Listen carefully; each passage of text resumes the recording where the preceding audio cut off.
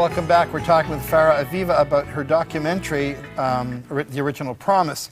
And one of the things in your documentary about Israel is you explore and examine military life in Israel. And you chose to talk with one and follow one young woman in particular. I'm going to show that clip, and let's talk about it. Let's take a look right now. She's beautiful, smart, and outgoing. In so many ways, just another teenage girl. Muriel Naim loves the arts. She wants to one day be an actor or dancer, or both. I'm a theater major, so I do both art and general studies. I mean, I learned Bible and everything, mathematics and everything, literature, and the acting and singing and dancing. But first, she's going to learn how to fly. One of these. They want me to be, actually they encourage me to be a pilot because that's something I want to do. They're really proud, but they worry too. Of course, the decision to be a pilot is quite dangerous, but we told her that we will support her on each decision that she will make. To see it from aspect like to be a mother for a daughter that's going to the war or something, of course I'm afraid. Of course I'm not sleeping so well at night. Always can happen bad things in life, but you're always thinking about the good things in life, because life is short. While I was hanging out with Muriel's friends, there was a lot of debate, as there is throughout Israel. Who should serve and for how long? When should war be waged? When shouldn't it? One thing they all agree on, Israel needs the IDF, and they need it to be strong. Acting, singing, dancing, and flying. Tell me about how this came about. We decided, first of all, the Israeli Army, the Israeli Defense IDF, so important to Israel. Without it, they would not survive.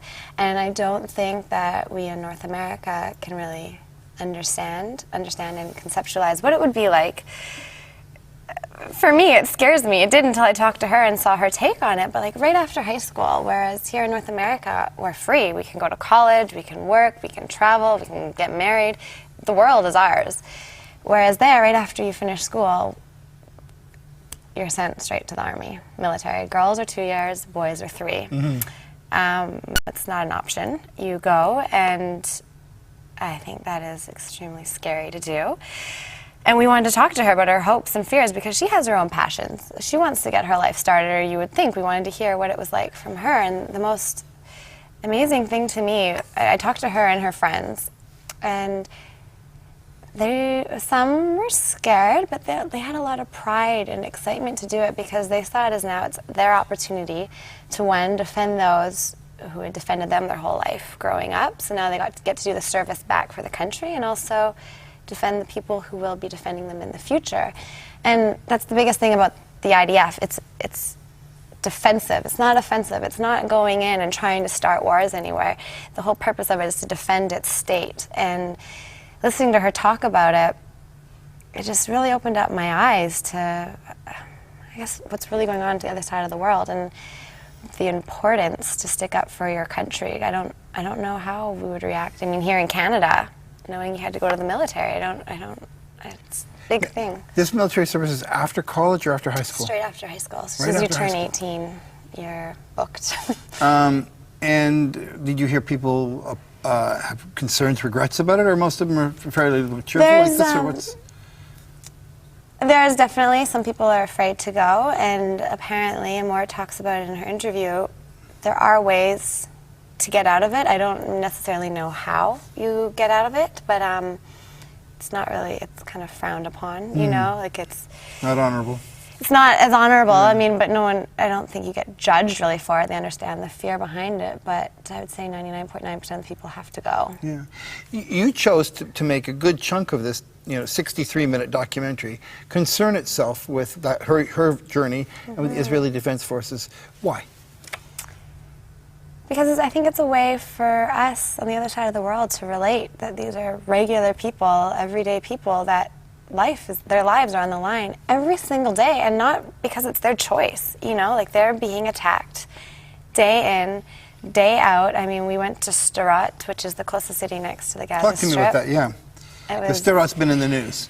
That's in the news. I mean, there's rockets coming in at them every single day over the border, whether they're in war or not, specifically hoping to hit somebody, specifically hoping to kill somebody. And so we went to talk to children that took part of an e-camp, and to me, it was, I just found myself sitting back in awe. I didn't even know how to speak to the children yet, because I found they were stronger than I was when I asked them if they were scared at the fact that their neighbors want them demolished.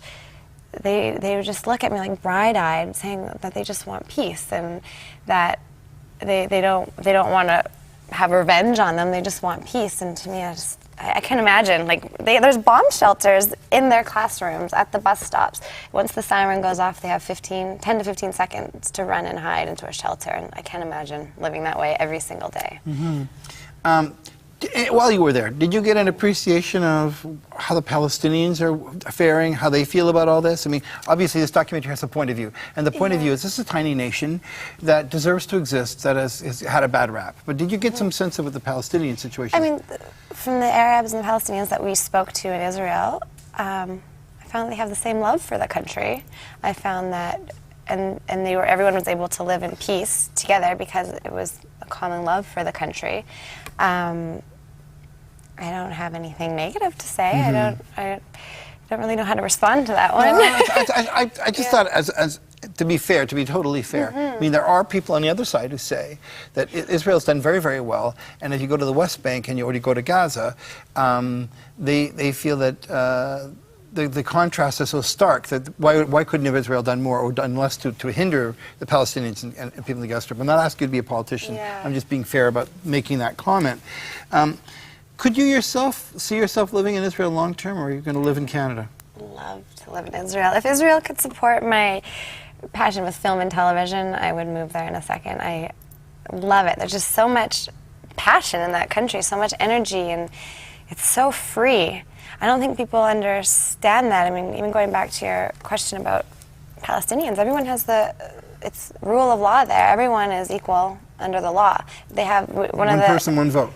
Yeah, and we interviewed an Arab in our film. I remember that. And I saw that. he talks about how you can create whatever you want in Israel. No one's holding you back. It's all a mindset. But sorry, going back to whether or not I live in Israel, yes, in a second, and I plan to visit there often. It's the nightlife there is amazing, the culture, the spirituality. The other thing that you touched on, which I'm aware of, and a lot of people are not aware of, is Israel's significant contribution to the development of technology, whether it's the Technion or whether it's web companies or internet-based companies that are headquartered in Israel. Talk a bit about that, what you found.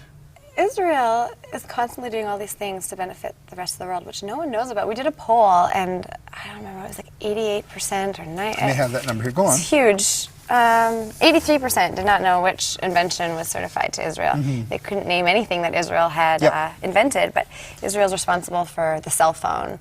They are responsible for IBM, advances in cancer, Alzheimer's, like finding cures for cancer all the time, and it's just not known. Yeah, I believe cell phone penetration levels are the highest in Israel anywhere in the world. The other thing that they were along with I believe the Irish and one Scandinavian nation, the fastest to adopt the internet. Some people say that usually it's isolated nations that were quick to adopt. I guess there's some sense of isolation. Technology is amazing, yeah. Definitely. Technology they have in Tel Aviv, like, it's all about technology, everything. They're so far advanced. It's amazing. I would have always thought, if you asked me beforehand, I'd think that the cell phone came from Japan or something, but no. There's so many advances in technology and medicine that are benefiting the rest of the world, and we show that all. We show like a running stream of all the inventions that have come from Israel. Now, on the other side of the ledger, there's that whole issue of religious freedom, which we touched on earlier. I do want to talk to you a bit about religious freedom. In fact, we're going to show you a clip from your doc in which you talk about religious freedom. We'll look at it right now.